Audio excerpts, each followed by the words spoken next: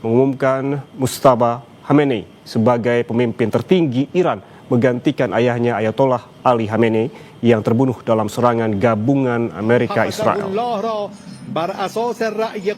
Pengumuman Mujtaba Khamenei yang berusia 56 tahun sebagai pemimpin tertinggi disambut rakyat Iran. Menunjukkan Mujtaba dilakukan saat perang Iran melawan Amerika dan Israel masih berlangsung. Namun Mujtaba Khamenei belum banyak terdengar sejak perang dimulai. Mujtaba juga belum pernah masuk ke struktur pemerintahan Iran.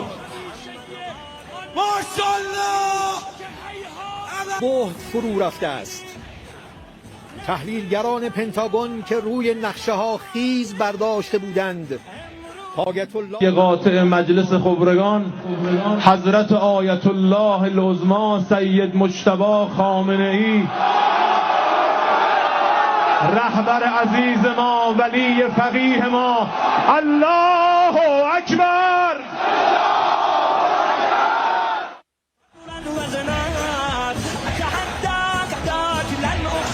Mujtaba Khamenei juga akan menjabat sebagai panglima tertinggi militer dan garda revolusi Iran. Sebagai Ayatollah, Mujtaba Khamenei juga memiliki wewenang atas kelanjutan pengayaan uranium Iran. Mujtaba terpilih atas putusan majelis pakar yang beranggotakan 88 ulama Iran yang bertugas memilih pemimpin tertinggi.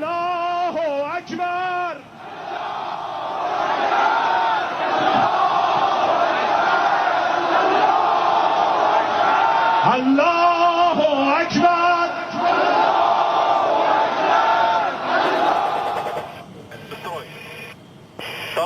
Sementara itu, saudara, berikut ini adalah visual yang dirilis oleh Kementerian Pertahanan Uni Emirat Arab yang memperlihatkan pertahanan udara Uni Emirat Arab menghancurkan drone Iran. Otoritas militer Uni Emirat Arab bilang 16 rudal Iran dihancurkan.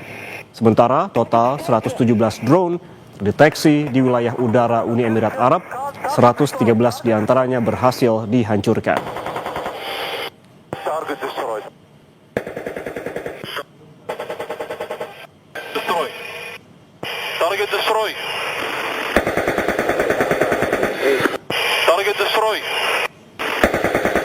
Libanon, 394 orang dilaporkan tewas di Libanon dalam seminggu terakhir, termasuk 83. Saudara, Televisi Nasional Iran mengumumkan Mujtaba Khamenei sebagai pemimpin tertinggi Iran menggantikan ayahnya Ayatollah Ali Khamenei yang terbunuh dalam serangan gabungan Amerika Israel. Lalu bagaimana Ayatollah Mujtaba Khamenei memimpin Iran berperang melawan Israel dan Amerika Serikat? Kita akan langsung bahas bersama pengamat Timur Tengah Hasibullah Satrawi melalui sambungan daring. Pak Hasibullah, selamat pagi. Selamat pagi, Kompas TV. Pak Hasibullah, menurut Anda, dengan terpilihnya sosok Mujtaba, seperti apa sosok ini? Karena memang sebagai putra mendiang dari Ali Khamenei, ini belum terdengar begitu jelas begitu sosok dari Mujtaba ini.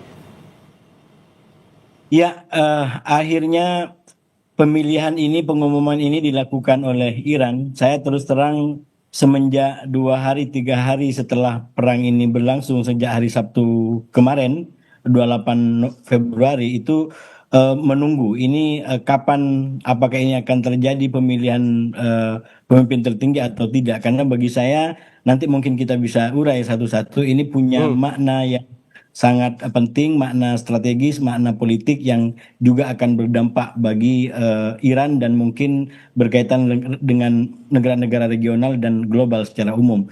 Tapi untuk sementara, Mas, sejauh yang saya ikutin, pemilihan ini dilakukan kurang lebih jam 1 dini hari waktu Iran, atau kurang lebih jam 3 atau 4.30 waktu Indonesia Barat, karena ada selisih kurang lebih 3 jam setengah. Nah, itu artinya saya menghitung berarti pemilihan ini atau pengumuman ini kurang lebih dilakukan di jam 231 semenjak operasi ini, serangan ini dilakukan oleh Amerika dan Israel pada hari Sabtu jam 1 siang waktu Indonesia Barat. Saya menggarisbawahi dua hal dari pengumuman ini. Yang pertama adalah secara timing. Kalau ini dilakukan pada jam 1 dini hari dan terutama pada saat masyarakat Iran merayakan penyambutan Lailatul Qadar, maka ini sungguh timing yang sekali lagi tidak hanya punya makna politik dan itu sesuai dengan tugasnya, bahwa pemimpin tertinggi Iran bukan hanya semata-mata pemimpin politik, pemimpin angkatan bersenjata, tapi juga beliau adalah pemimpin spiritual tertinggi. Dan kalau dalam tradisi Islam, jam 1 malam atau pertengahan malam itu adalah waktu yang paling istijabah. Apalagi ini dilakukan pada momen penyambutan Lailatul Qadar yang dalam keyakinan umat Islam secara umum itu momen yang jauh lebih baik daripada 1.000 bulan.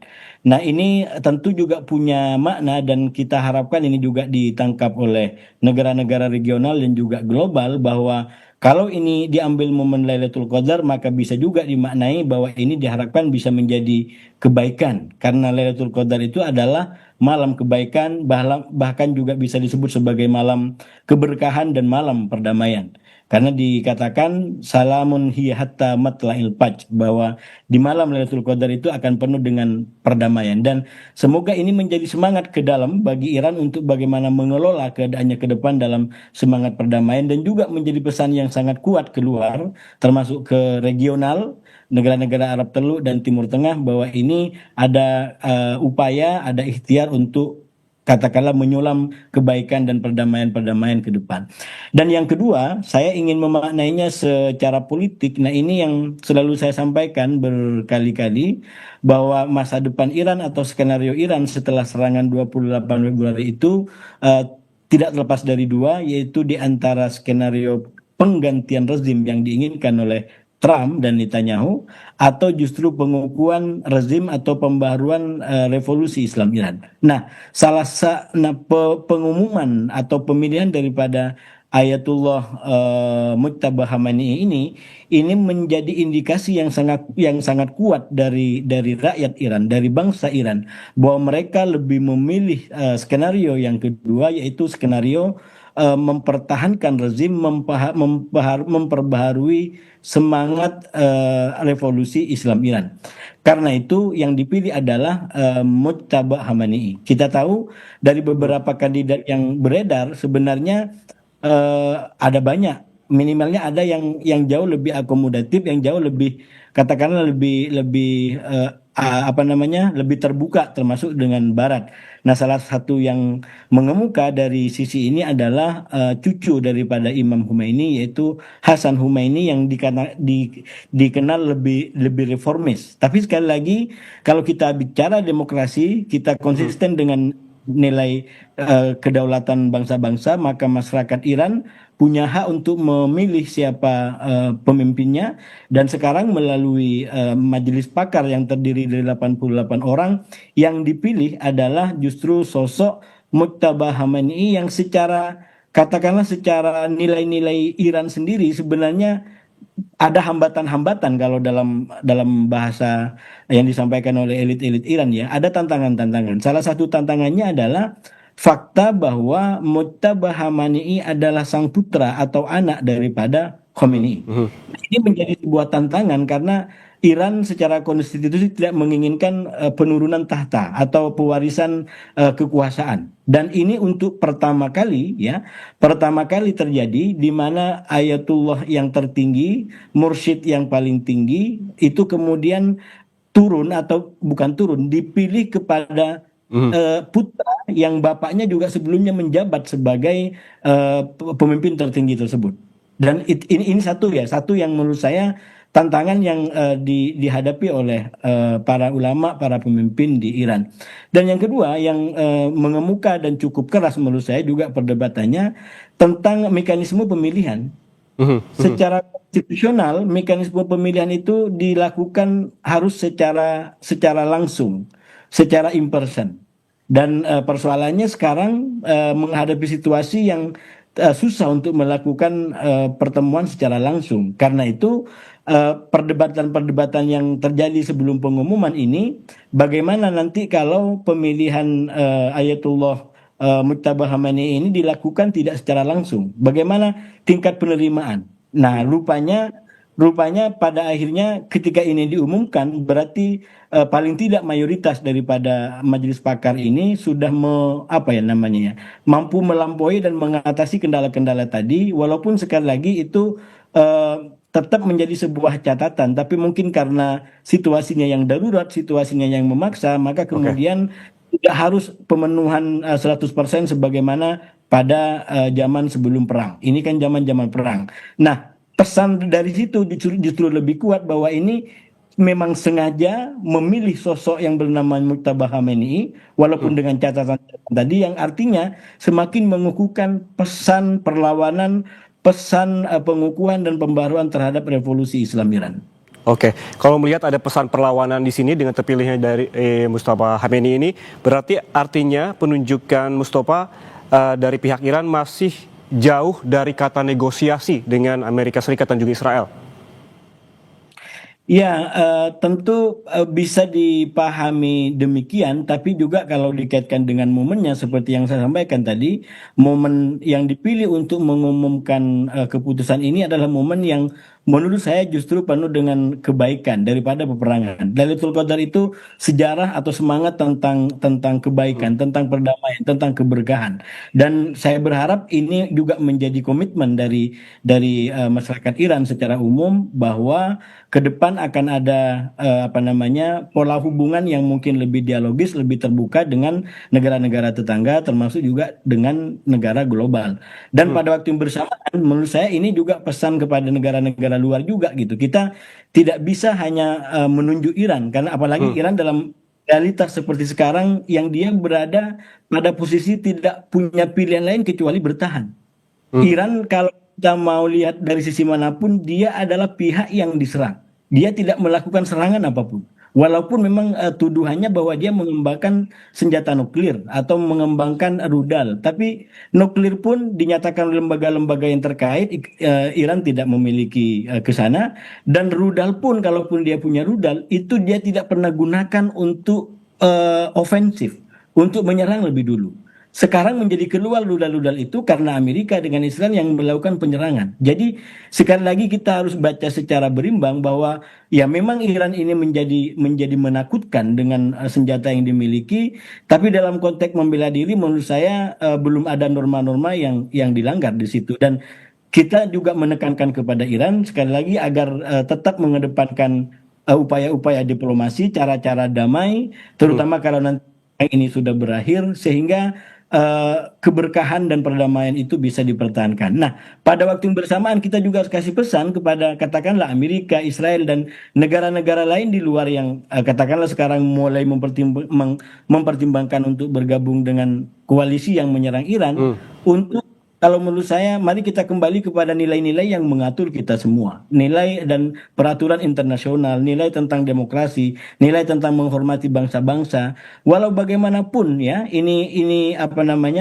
Iran punya rudal seperti itu, sekali lagi dia tunjukkan bahwa rudal-rudalnya hanya dilakukan dalam konteks membela diri. Tapi kita juga pesankan kepada Iran, kita semoga ke depan bisa istilahnya mengelola. Kalau dalam konteks Iran kan ini sama, Iran dan Amerika kurang lebih menganggap yang lain adalah ancaman. Nah, sekarang harus mengelola secara logika akal sehat dan kemanfaatan bahwa ketika perang terjadi seperti sekarang justru yang terjadi adalah dampak yang lebih besar lagi. Yang awalnya mungkin masyarakat tidak terlibat daripada sakwa sangka atau tuduhan yang disampaikan, tapi dengan perang ini meletus seperti ini, kemudian punya dampak kepada masyarakat yang ada di pelosok, katakanlah di Pulau Jawa, di Pulau Sumatera, di Afrika atau dimanapun gitu. Jadi sekali lagi ini harus menjadi opsi bagi semua dalam rangka menghadapi satu persoalan yang ada. Gitu. Baik, berarti pilihannya bertahan begitu bagi Iran, namun dengan terpilihnya juga Mustafa ini, menurut Anda apakah perang akan bertahan lama karena melihat juga dari sisi lawan serangan terus memombardir Teheran dan juga wilayah lain di Iran. Tapi jangan dijawab dulu Pak Hasibullah, kita kembali sesaat lagi tetap bersama kami di Breaking News Kompas TV.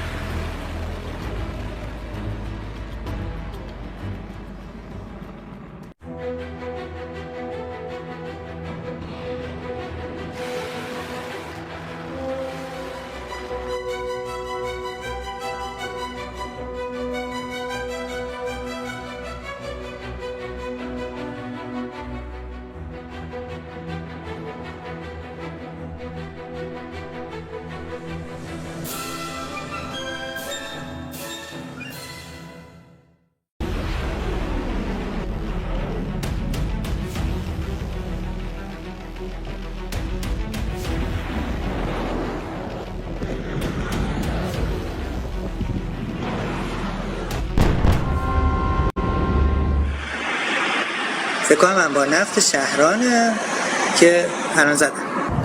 Saudara, kobaran api dan kepulan asap tebal membumbung ke langit setelah serangan Israel menargetkan kilang dan fasilitas penyimpanan minyak di Teheran, Iran pada hari Sabtu waktu setempat. Israel mengklaim telah menyerang beberapa kompleks penyimpanan bahan bakar yang digunakan angkatan bersenjata Iran di Teheran. Media Iran mengutip sebuah sumber dari Kementerian Perminyakan yang mengatakan 3 depo minyak di daerah Ohak, Shahran, dan Karaj diserang pesawat tempur Israel. Media lokal Iran juga melaporkan kebakaran besar terjadi di kilang minyak Teheran akibat terkena rudal.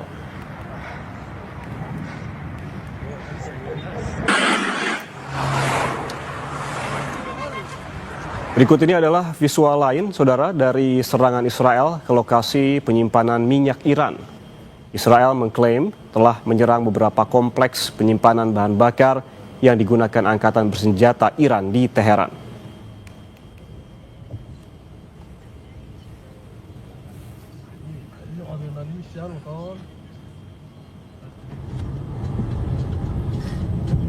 Sementara saudara, rekaman saksi mata yang dirilis pada Minggu waktu setempat menunjukkan kobaran api besar yang membakar depo bahan bakar Aqdasiyeh di ibu kota Iran.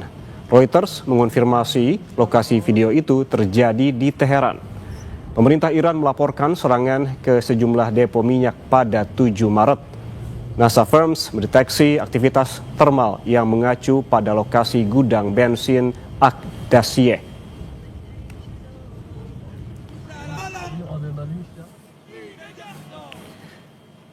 Saudara, kita lanjutkan dialog kita bersama Hasibullah Satrawi, pengamat Timur Tengah, dan juga bergabung bersama kami ada Agung Sasongko Jati, pakar strategi PPAU dan juga alumni USR War College.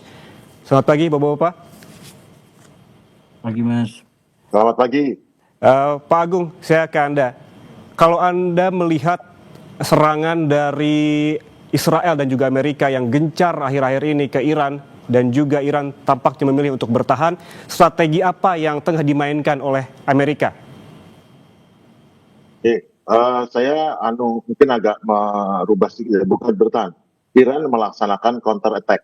Jadi pertahanan terbaik adalah menyerang, makanya melakukan counter attack. Oke. Dan dari berita-berita tidak ada atau sedikit berita mengenai serangan Iran terhadap Israel, namun tidak ada di berita tidak berarti tidak terjadi. Amerika saat ini melakukan serangan untuk menekan, mempressure dengan menghantam fasilitas publik yang seharusnya kalau dia konsisten bahwa dia melaksanakan untuk merebut hati dan pikiran daripada rakyat Iran, yang diserang hanyalah yang terkait, yaitu rezim ya, atau yang dianggap sebagai kekuatan ataupun pasukan dari rezim atau yang terkait. Tapi sekarang sudah menyentuh ke yang merupakan kebutuhan rakyat banyak, dengan harapan rakyat akan menyalahkan pemerintah. Namun itu berlaku hanya untuk di negara-negara yang memang sistem medianya dan sistem budayanya yang seperti itu. Namun kan kita tahu Iran berbeda ya. Selama 40 tahun berhadapan dengan Amerika secara politis, itu sudah menghasilkan sesuatu, kalau kita bilang adalah evolusi yang cepat, revolusi yang mereka mengubah cara berpikir, budaya, dan mengubah struktur bagaimana keputusannya sehingga tidak kompatibel dengan model keputusan atau cara menentukan pendapat di negara lain, yang terbukti dengan hal-hal yang dilakukan dengan kehancuran besar-besaran atau serangan besar-besaran pada titik-titik center of gravity yang berlaku bagi negara lain. Ternyata pada saat itu diterapkan di Iran sama sekali tidak berlaku dan tidak ada sedikit pun terjadi keberhasilan daripada tujuan sesuai dengan standar negara lain. Jadi memang Amerika sekarang fasenya adalah fase kelihatan apa yang mereka mau. Sebetulnya tidak regime change, tetapi juga kebalkanisasi, karena sudah ada berita bahwa pemerintah Amerika menghubungi kaum separatis ya, Kurdi, Balochistan, untuk ikut menyerang. Cuman masalahnya untuk apa menyerang Teheran? Mereka kan berada di barat utara northwest, barat laut lah istilahnya, barat laut yang untuk apa dia ke Teheran? Dia nggak perlu merebut, dia pengen merdeka, pengen terpisah. Makanya serangan sampai 2.500 sampai 3.000 serangan Amerika saat ini itu ditujukan ke seluruh Iran, ke 22 provinsi. Tentu tujuannya untuk mematahkan kekuatan daripada pasukan reguler Iran dan Garda Republik serta polisi, sehingga memberi peluang kepada para separatis atau para pemberontak untuk mengambil alih minimal di situ. Cuman kita tahu bahwa pemberontak Kurdi yang ini sudah 2 kali ditipu ataupun dibohongi Amerika. Pertama adalah pada saat mereka diminta berontak menghadapi Saddam Hussein, dan setelah ternyata Saddam Hussein tidak berhasil digulingkan setelah Kuwait, itu malah Saddam Hussein menghajar Kurdi yang pertama di Irak. Yang kedua kemarin di Suriah, pasukan Kurdi membantu Amerika dengan harapan mendapatkan suatu keuntungan politik di masa depan. Ternyata pada saat Amerika menjalin hubungan baik dengan pemerintahan Suriah yang baru, Kurdi dipaksa untuk mengalah dan kembali tunduk berada di bawah Suriah. Dan untuk ini tentu sesuai dengan yang kita ketahui, tidak semudah itu pimpinan Kurdi di Iran akan mengikuti kemauan Amerika untuk menolong, karena tahu bahwa Amerika tidak bisa dipegang, apalagi Donald Trump. Jadi itu yang sementara saya lihat. Oke, Pak Agung, informasi yang juga beredar begitu ini bukan lagi perang menggunakan rudal begitu, tapi juga ada perang intelijen di sini, di mana Iran disebutkan dibantu oleh Rusia begitu. Ini akan seperti apa Anda melihatnya? Namun jangan dijawab dulu, kita kembali saat lagi, tetaplah bersama kami di Breaking News Kompas TV.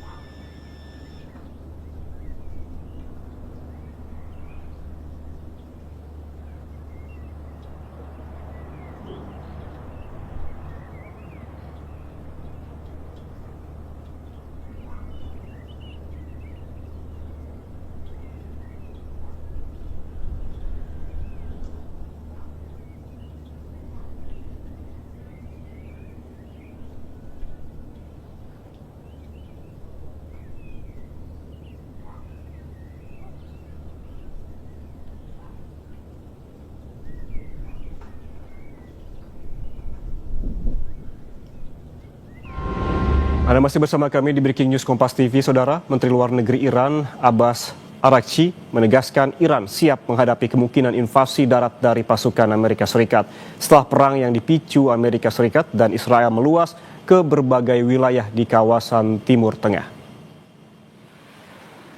Menlu Iran menolak kemungkinan negosiasi dengan Amerika Serikat dan menegaskan bahwa Iran tidak pernah meminta gencatan senjata.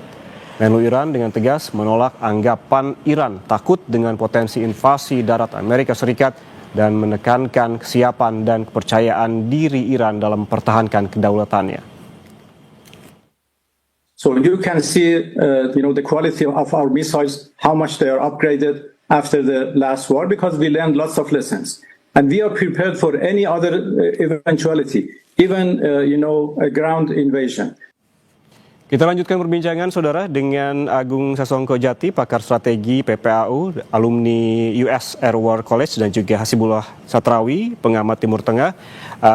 Pak Agung, tadi sempat terputus kita terkait dengan perang strategi intelijen. Kalau Anda melihat bagaimana strategi intelijen dari kedua kubu ini? Jadi strategi intelijen, pertama kebanyakan intelijen mengenai Iran itu didapat dari Israel ya, baik dari Mossad atau dari intelijen militernya. Itu sangat bagus, human intelligence sangat bagus. Namun tentunya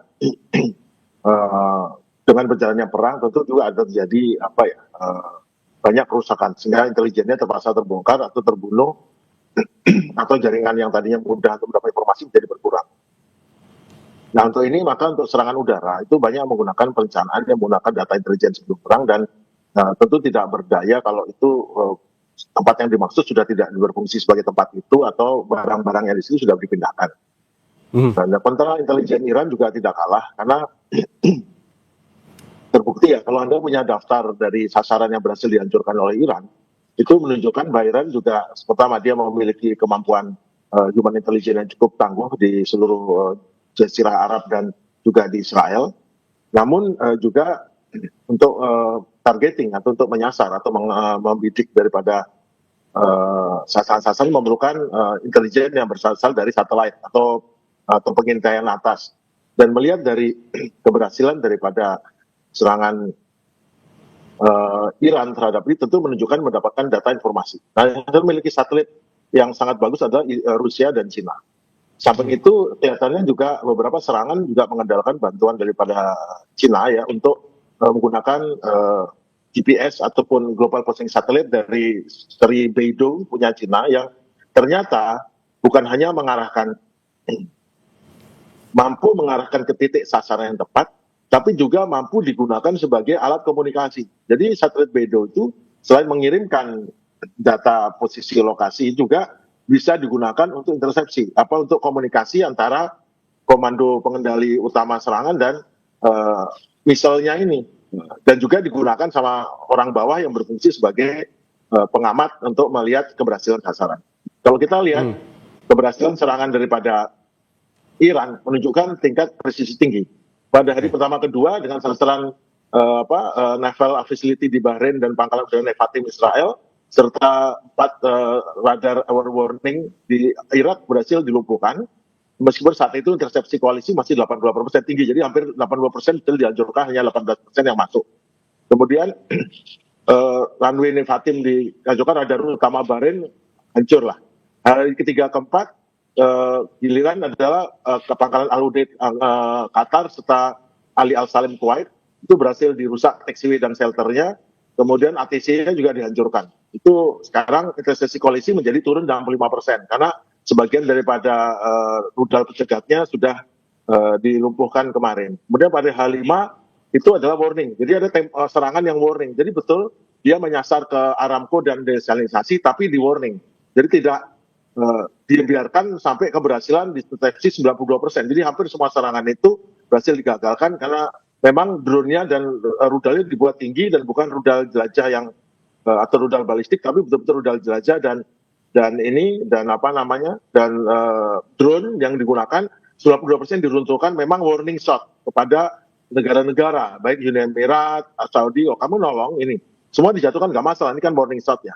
Hari ke-6 itu berhasil melumpuhkan USS Supply, jadi alat supply yang bahan bakar dan logistik untuk armada kelima di sana itu berhasil dirusak, dihancurkan, kemudian tidak bisa berfungsi, dan beberapa radar maritim, navigasi laut, serta ada tanker berbeda barat di Hormuz yang disabotase pasukan Qatar Iran.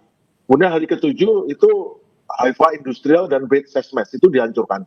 Haifa diserang, kemudian jalur kereta api, logistik Tel Aviv, kemudian gudang medisnya serta fasilitas komunikasi berbahasa Lebanon dihancurkan. Dan kali ini resepsi koalisi bisa 70%, masih cukup bagus ya. Namun sudah mulai kehabisan, dan pada hari 8 kemarin itu serangannya malah ke Underground Command Center Hakria Tel Aviv dan markas armada kelima Bahrain dan main runway ATC. Memang runway-nya tidak kena, yang kena dari saya baca dulu sebentar, dari 10 sudah masuk ke Bandara Ben Gurion, 3 masuk kena ke taxiway-nya, sehingga praktis semua pergerakan sipil, pesawat sipil tidak bisa dilaksanakan, sehingga pure hanya runway digunakan untuk penerbangan militer. Jadi itu yang terjadi. Dan semua itu tidak mungkin terjadi tanpa bantuan daripada satelitnya Rusia dan sistem GPS atau kendalinya Cina. Oke, Pak Hasibuloh, tadi seperti disebutkan ada perang strategi, perang rudal, perang intelijen begitu. Dengan terpilihnya Mujtaba sebagai pemimpin tertinggi di Iran begitu, melihat karakteristiknya dan juga melihat karakteristik militer Iran, apakah menurut Anda perang ini akan berlangsung lama? Iya, sekali lagi kalau mau ditanya lama atau tidak, kalau dari perspektif Iran itu tergantung serangan lawan. Karena Iran berada pada posisi bertahan. Jadi sejak awal Iran ini menurut saya kelebihannya karena dia mencoba mengekspresikan ketundukan kepada hukum-hukum internasional. Misalkan bagaimana dia tidak menyerang kecuali diserang. Termasuk komitmen kalau seumpamanya perang ini akan berhenti, ya silakan hentikan serangan-serangan itu. Itu kan juga disampaikan oleh elit-elit Iran. Nah, oleh karena itu dengan terpilihnya Mujtaba Khamenei memang menurut saya akan memberikan makna tersendiri, akan punya dampak tersendiri. Salah satunya bahwa ini adalah pesan dan simbol Iran ke depan akan lebih memilih untuk bertahan dan mempertahankan sistem yang sudah ada. Apalagi sekali lagi yang dipilih dengan catatan-catatan tadi dengan sengaja adalah sang putra ya, yang itu berarti ada unsur lebih gitu karena dia juga kehilangan bapaknya, kehilangan anggota keluarganya, dia juga pemimpin. Jadi ini akan memberikan tambahan pressure kepada dirinya untuk tampil sebagai pemimpin yang maksimal, tampil sebagai leader yang kuat di dalam mencapai tujuan-tujuannya. Dan memang menurut saya dalam situasi seperti ini minimalnya ada 3 yang mendesak harus dilakukan oleh Mujtaba. Yang pertama adalah membenahi di aspek intelijen tadi gitu. Kalau kita perang Iran dari tahun 2024, 25 dan sekarang 26, sebenarnya yang menjadi kecolongan dan kelemahan paling mendasar itu adalah di bagian intelijen. Dan itulah yang akhirnya membuat Iran banyak kehilangan tokoh-tokoh pentingnya, dan yang paling terbaru sekaligus paling terbesar adalah meninggalnya bapaknya Mujtaba Khamenei sendiri, yaitu Ali Khamenei, yang saya menduga dengan kuat, walaupun saya tidak punya data-data intelijen kayak Mas Agung, tapi rasa-rasanya tidak mungkin negara luar yang jauh di sana bisa mampu memberikan sebuah serangan yang presisi. Satu, tanpa adanya teknologi yang tadi telah disampaikan. Yang kedua, tentu info-info di lapangan yang memang sangat-sangat akurat, bahkan detik demi detik mungkin yang bisa disampaikan gitu. Hanya itu yang bisa menjelaskan meninggalnya tokoh-tokoh besar di Iran. Dan sekali lagi bukan hanya pemimpin tertinggi, katakan sebelumnya terbunuhnya pemimpin Hamas juga di sana. Katakan juga sebelumnya terbunuhnya jenderal kawakan Iran yang meninggal di Irak kalau tidak salah tahun 2019 atau 2020, yaitu Sulaimani. Ini merupakan guru besar atau arsitek daripada pembuatan jaringan kekuatan Iran keluar, terutama ke wilayah-wilayah perlawanan, sehingga terbentuk pola proksi yang sekarang sangat kuat. Minimal kalau kita lihat sebelum perang 7 Oktober 2023, yaitu Hezbollah di Libanon, lalu kemudian ada Hamas, ada Houthi dan lain sebagainya. Nah, arsitek atau otak yang dianggap sebagai sangat berperan besar dalam pembentukan semua ini adalah Sulaimani yang juga meninggal akhirnya di Irak kurang lebih 2019 atau 2020 pada saat juga kekuasaannya Trump. Jadi kalau ingin memperbaiki Iran ke depan, tugas utama menurut saya adalah bagaimana membenahi ini sehingga Mujtaba sendiri harus memastikan keselamatan dirinya. Karena sekali lagi Israel sudah kasih ultimatum begitu, bahkan Amerika juga udah sampaikan kalau yang terpilih adalah bukan yang kami mau, maka ya masa depannya juga mungkin tidak lama. Itu kurang lebih yang disampaikan oleh Trump. Dan saya yakin dengan berbagai macam yang sudah dilakukan itu bukan hanya retorika, dan mereka sudah membuktikan level tertinggi Ayatullah Ali Khamenei pada akhirnya juga terbukti meninggal menurut saya salah satunya karena kelemahan di bidang ini, di bidang intelijen, sehingga membuat Amerika dan Israel leluasa untuk mengejar targetnya. Dan yang kedua, tugas yang menurut saya penting oleh pemimpin tertinggi yang baru ini adalah mau tidak mau membenahi aspek internal. Nah, ini yang saya selalu secara objektif menyampaikan bahwa sebelum semua ini terjadi Iran secara faktual memang ada masalah, terutama berkaitan dengan masalah ekonomi yang akhirnya membuat aksi demonstrasi pada akhir tahun itu terjadi sebelum katakanlah ditumpangi oleh kelompok-kelompok lain termasuk oleh kepentingan Amerika dan kepentingan Israel. Tapi kan selagi memang ada apinya, ada persoalannya, yaitu persoalan ekonomi. Walaupun kalau ditarik ke akarnya, persoalan ekonomi yang ada mungkin muncul karena embargo, karena sikap yang tidak kooperatif, yang tidak baik dari negara-negara Barat atau Amerika dan Israel. Tapi sekali lagi ini juga tidak bisa dilepaskan dari tanggung jawab masyarakat Iran atau pemimpin Iran. Malah saya membedakan ya, selalu membedakan konteks perang sekarang dengan konteks-konteks sebelumnya. Kalau konteks sebelumnya, katakanlah perang 12 hari itu, kalau kita lihat sikap dunia itu jauh lebih bulat mengecam Israel dan lebih bulat katakanlah bersimpati kepada Iran. Karena memang saya selalu sampaikan saat itu Iran tidak ada dosa apapun. Dia di rumah, dia duduk di kamarnya, tiba-tiba Israel datang menyerang dengan alasan ancaman senjata nuklir. Jadi empatinya lebih mudah didapat. Tapi sekarang menurut saya jauh lebih cair ya. Bahkan walaupun Trump tidak disukai oleh banyak orang ya, oleh banyak negara, tapi justru kalau kita lihat di Eropa, justru belakangan sebagian negara Eropa mulai memberikan sinyal untuk bergabung. Nah, ini kan secara politik juga istilahnya tidak lepas daripada apa yang terjadi di Iran, yaitu yang saya sampaikan situasi perang hari ini yang melibatkan Iran ini, Iran juga tidak lepas tangan sepenuhnya. Minimal dia harus bertanggung jawab terhadap meninggalnya 3.000 sampai 7.000 demonstran. Mungkin kalau puluhan ribu yang diklaim oleh oposisi, oke, itu angka-angka yang memojokkan Iran. Sekarang yang diakui oleh Iran, pemerintah Iran kurang lebih 3.000 sampai 7.000. Itu kan secara pemerintahan tetap menjadi sebuah pertanggungjawaban. Katakan benar bahwa ini menjadi korban akibat penetrasi dari katakanlah mata-mata, mereka bikin ulah dan lain sebagainya. Tetap aja sebagai waliul amri, penanggung jawab pemerintah, Iran harus menjelaskan kenapa kok semua mereka itu bisa lolos.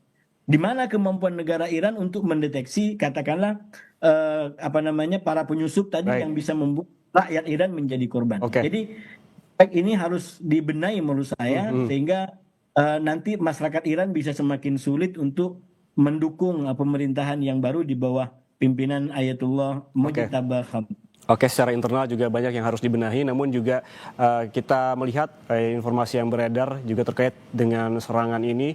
Yang terbaru adalah soal kemungkinan invasi darat dari pasukan Amerika Serikat. Sebetulnya seberapa mungkin sih invasi darat dari Amerika Serikat dan juga Israel ini di Iran kalau kita melihat letak geografisnya. Namun kita bahas usai jeda, tetaplah bersama kami di Breaking News Kompas TV.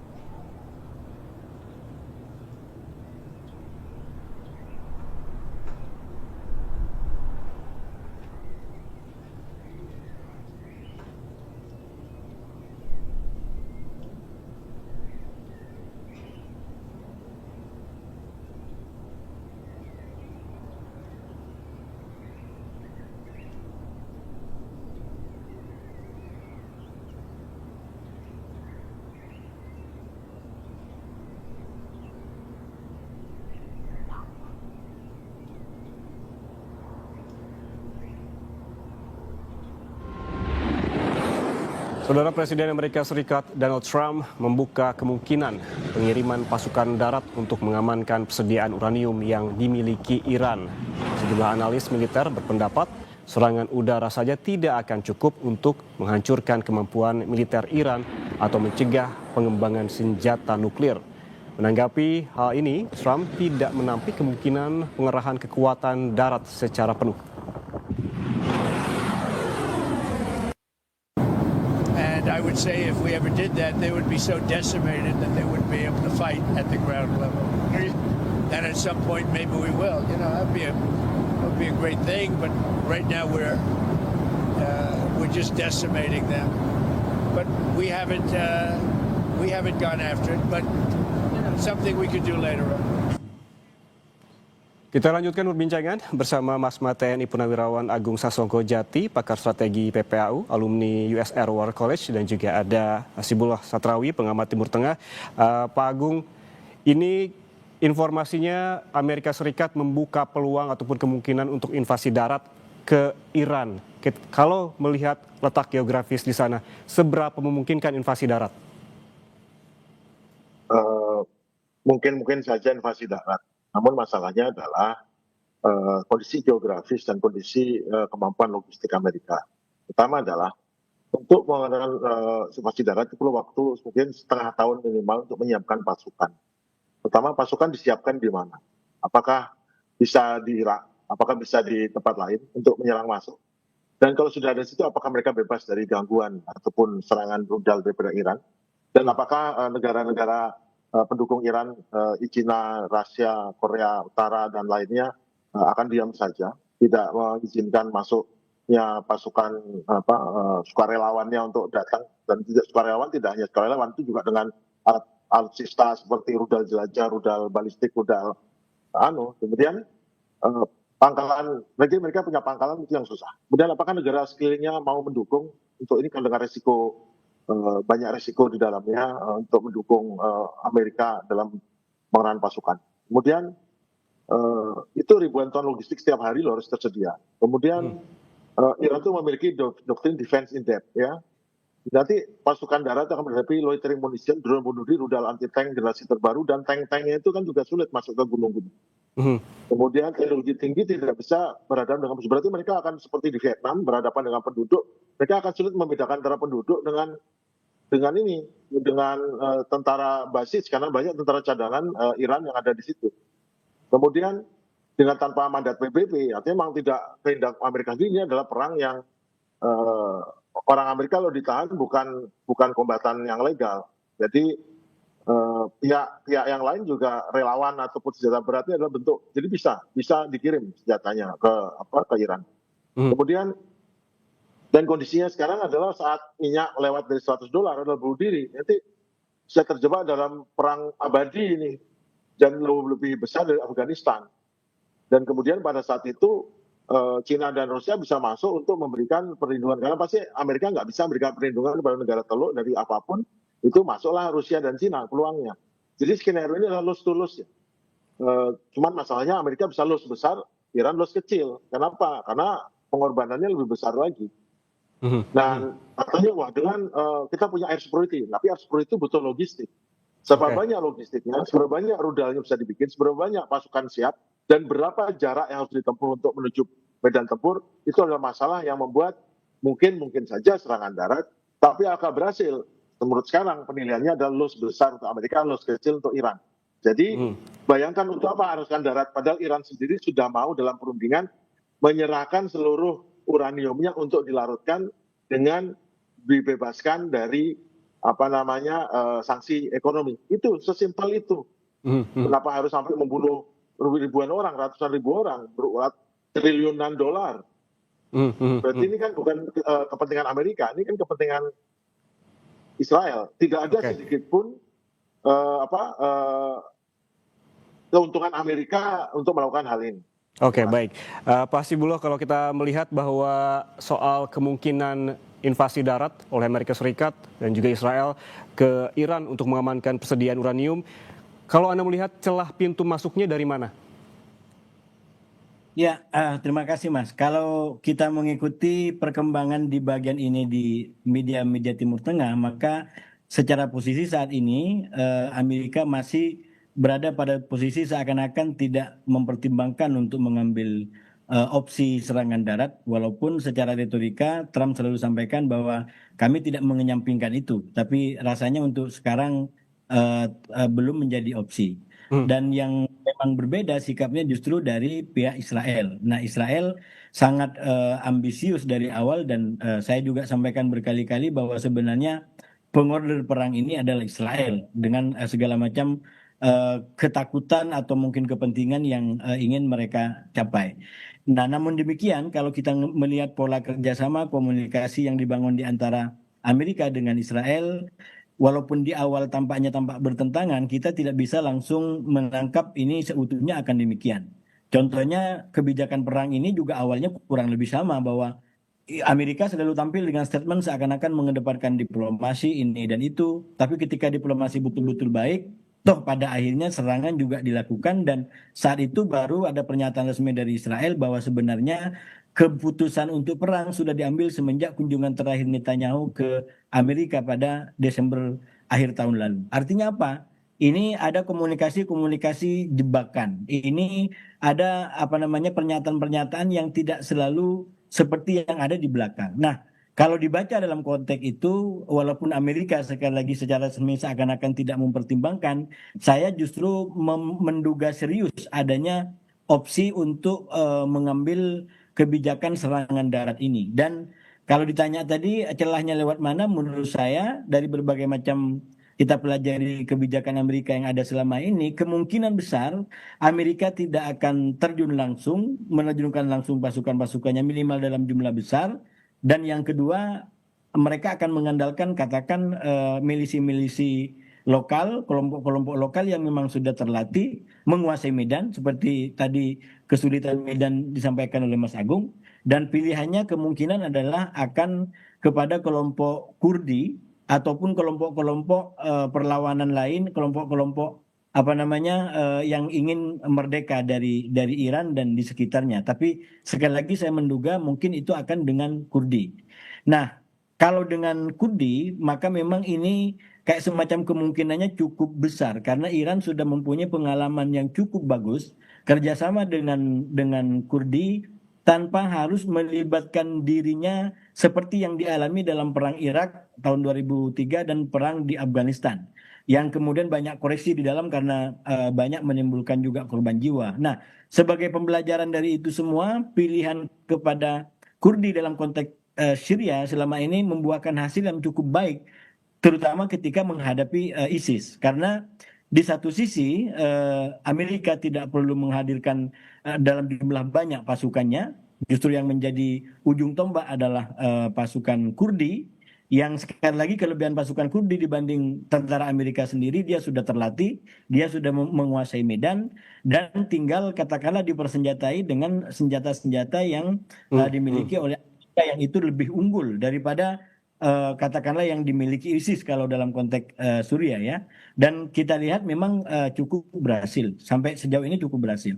Apalagi ini yang menjadi pilihan strategis Kurdi, apalagi Kurdi ini kan merupakan sebuah kelompok yang selama ini menginginkan adanya kayak semacam wilayah negara tersendiri.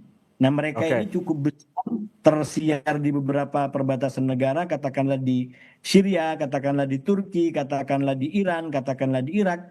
Dan kalau ini bisa diyakinkan semua sekali lagi, maka ini bisa menjadi kayak semacam kekuatan yang tidak bisa dianggap remeh ya. Walaupun sekali lagi Iran selalu menyampaikan punya kesiapan dan tidak takut untuk menghadapi semua ini. Karena sekali lagi hanya besar Kurdi dan rata-rata mereka menganggap kelompok Kurdi sebagai kelompok yang perlawanan yang mengancam keamanan negara-negara ini. Oke, artinya invasi darat Amerika Serikat ini masih dalam proses dipertimbangkan begitu ya, dengan beragam risiko dan juga untung ruginya. Jangan kemana-mana dulu Bapak-Bapak, karena susah jeda, kita akan kembali, tetaplah bersama kami di Breaking News Kompas TV yang akan kembali bersama rekan saya nanti Lintang Pudiastuti, tetaplah bersama kami.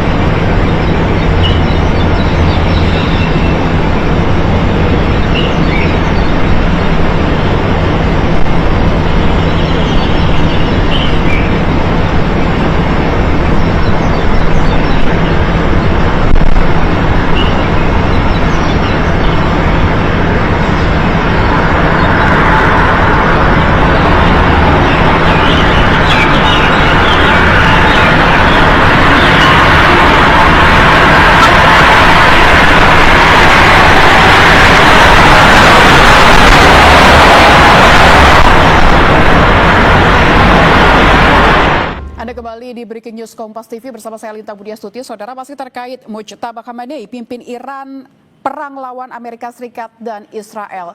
Saudara, kobaran api dan kepulan asap tebal membumbung ke langit setelah serangan Israel menargetkan kilang dan fasilitas penyimpanan minyak di Teheran, Iran hari Sabtu.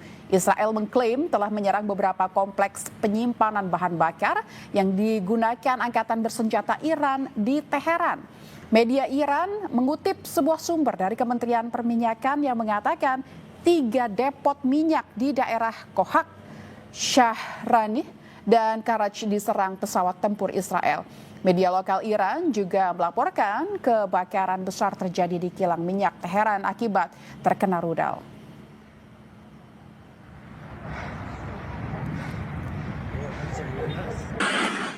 Dan saudara, masih bersama dua narasumber kami di Breaking News Kompas TV. Ada Pak Marsma Prawirawan Agung Sasongkojati, beliau pakar strategi PPAU alumni US War College. Ada juga masih bersama kami Pak Hasibullah Satrawi, pengamat Timur Tengah. Selamat siang Bapak-Bapak. Selamat siang. Kita lanjutkan dialog hari ini. Bapak-bapak, ini tadi mungkin Pak Agung dan Pak Hasibullah terakhir dengan Yan Rahman membahas tentang invasi darat. Kalau boleh saya lanjutkan, bagaimana dengan bagian udaranya nih, pertahanan udara, bagaimana kesiapan di bawah Mujtaba, strategi udara di Iran, dan juga di sisi lain ada Israel dan Amerika, bagaimana strateginya mereka dari sisi udara ini, Pak? Kita ke Pak Agung dulu mungkin.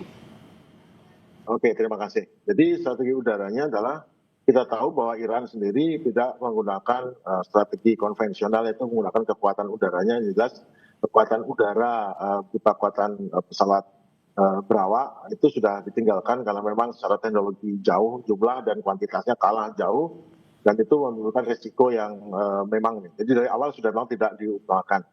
Jadi Iran tetap mengandalkan juga kepada pertahanan udaranya yang memang sebagian berhasil dihancurkan, tapi sebagian masih berfungsi dengan on off dengan bantuan dari China dan Rusia. Khususnya ada armada Cina di Teluk yang sekarang saat ini bertugas berfungsi untuk mengawas kapal-kapalnya yang bawa minyak, tetapi juga di sisi lain membantu memberikan electronic information kepada Iran. Tapi Iran sendiri menggunakan air power yang berbeda, yaitu tanpa awak, berupa drone, rudal jelajah, dan rudal balistik serta rudal hypersonic, yang mana sangat kesulitan bagi, pertama, dari serangan dari Amerika ke Israel ke Iran itu meskipun memang sudah berkurang sortinya karena masalah logistik, masalah perawatan, dan juga kesulitan akibat gangguan daripada serangan Iran ke Israel dan ke pangkalan-pangkalan Amerika, jarak jauh yang menjadi masalah, sehingga membutuhkan dukungan daripada tanker yang berada sekarang di Ben Gurion, Israel. Nah, mereka ini juga memiliki air superiority, tapi belum air dominance. Artinya air dominance artinya mereka tidak berani terbang rendah. Semuanya dilaksanakan dengan terbang tinggi, karena terbang rendah ada kemungkinan masih terkena rudal panggul. Jadi air superiority ya, tapi air dominansi belum. Karena hanya bisa terbang tinggi di atas Teheran atau di atas Iran lainnya. Nah, Iran sendiri tidak menggunakan pesawat-pesawat, tapi menggunakan senjata balasan, yaitu senjata tanpa awak. Dan ini sampai sekarang makin lama, dari semula di awal perang 90% bisa ditangkis, tapi sekarang menurun sehingga 50%. Dan 50% artinya dari setiap 50 yang dikirim, 25 masuk. Artinya praktis banyak daripada target-target di Israel dan di pangkalan-pangkalan Amerika itu sudah tidak memiliki kemampuan untuk menangkis. Jadi counter pertahanan udara yang dimiliki Israel dan Amerika. Makanya sekarang Amerika mendatangkan lagi kapal induk yang lain, George W. Bush, yang untuk masuk datang ke sana dan memindahkan peralatan pertahanan udara Patriot dan THAAD dari Polandia, dari Korea Selatan, dan dari Jepang untuk membantu menangkis di sana. Karena memang sudah menghabiskan rudal-rudal pertahanan udaranya. Juga di sisi lain, rudal jelajah Tomahawk dari kapal induk dan dari gugus tugas kapal induk juga sudah sangat depleted. Bayangkan dalam perang 2 hari pertama sudah menghabiskan 800 rudal Tomahawk, padahal cadangan rudal Tomahawk Amerika seluruh dunia hanya 4.000. Sekarang sudah hari ke-9, tinggal berapa? Jadi Amerika tidak berpikir secara strategi yang bagus karena mungkin bukan Amerikanya, ini Donald Trump sendiri.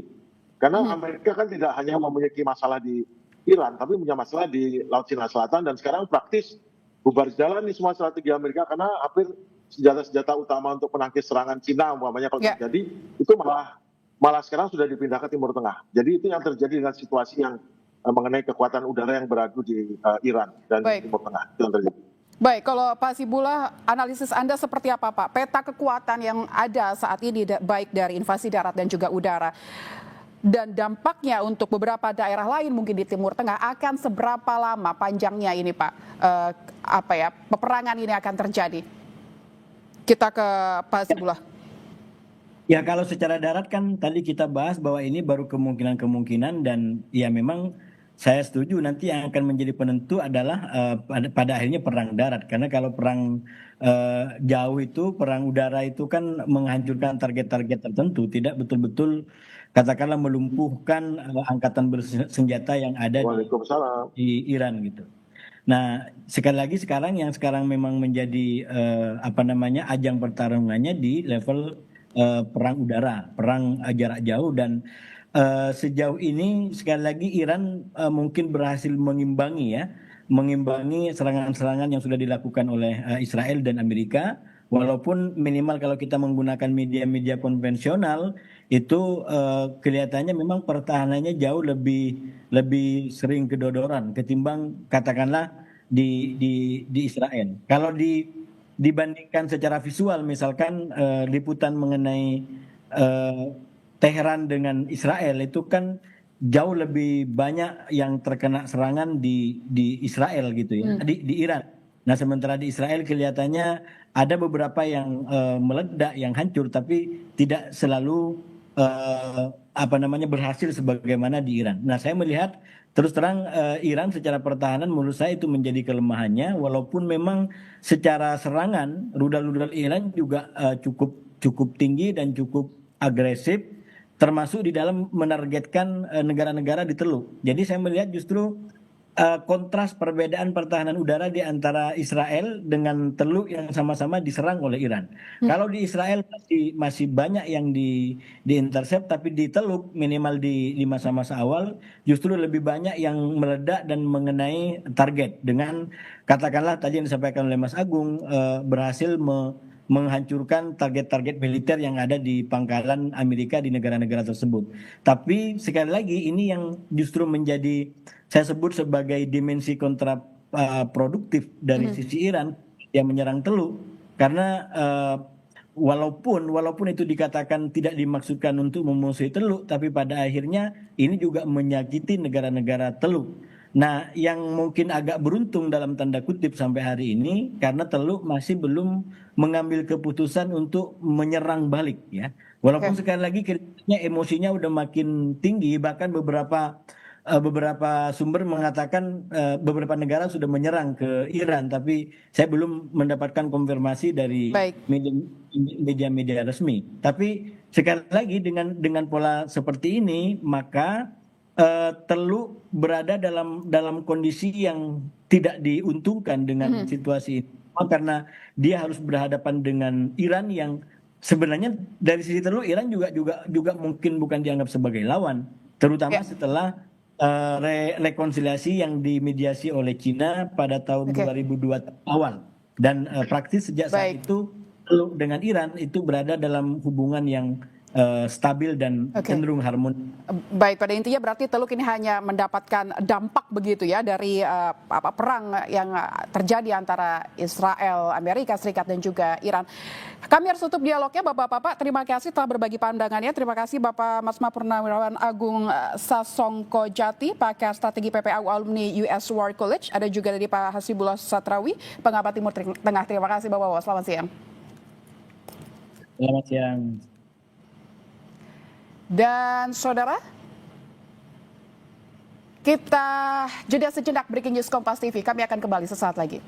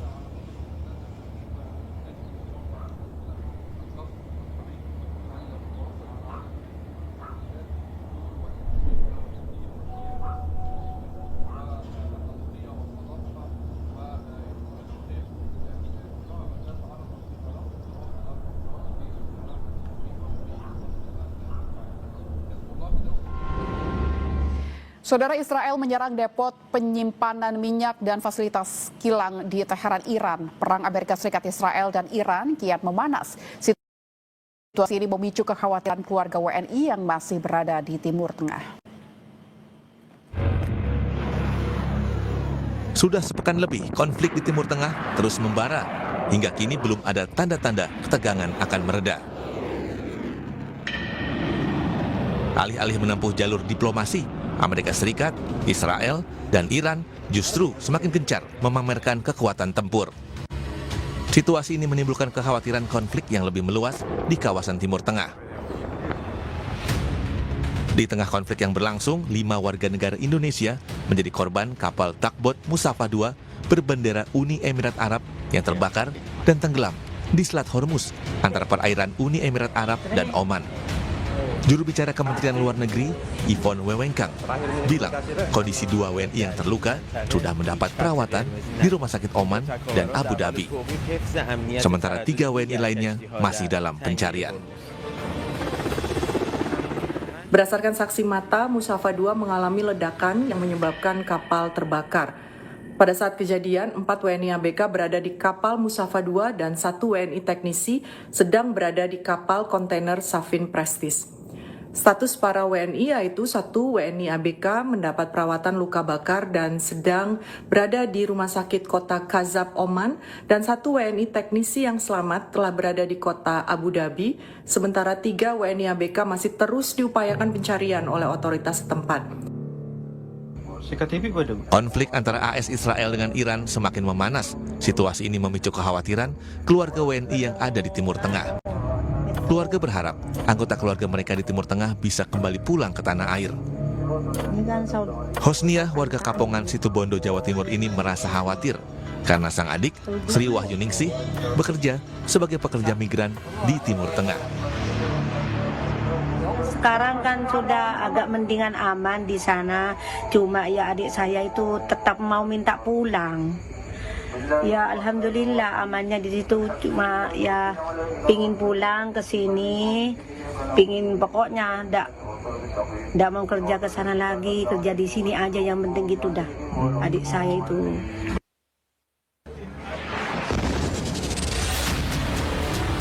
Hingga kini, pemerintah telah mengevakuasi 32 warga negara Indonesia dari Iran ke Baku, Azerbaijan.